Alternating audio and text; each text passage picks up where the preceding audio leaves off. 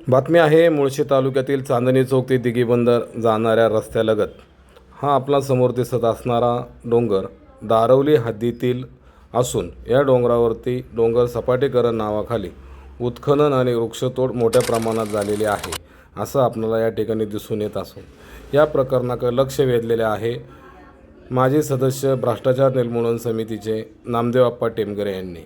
या रस्ता जो आहे मुख्य रस्ता असून यामध्ये या डोंगरावरती असणारे अनेक झाडे या ठिकाणी असून या ठिकाणी मोठ्या प्रमाणामध्ये उत्खनन आणि वृक्षतोड करण्यात आली आहे।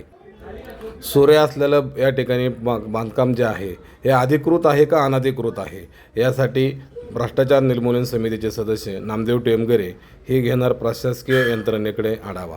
या ठिकाणी होत असलेल्या कामाकडे कोणीचं लक्ष देत नाही, काही ठिकाणी जाणीवपूर्वक लक्ष नाही हा प्रश्न मात्र मुळशीकरांसमोर उपस्थित राहणार आहे। मुख्य रस्त्यावरनं दररोज या ठिकाणी राजकीय आणि प्रशासकीय पदाधिकारी ये जा करत असतात। या ठिकाणी सुरू असलेल्या कामाची सखोल चौकशी होऊन माहिती मिळेल का असा प्रश्न नामदेव टेमगरे यांनी उपस्थित केला आहे।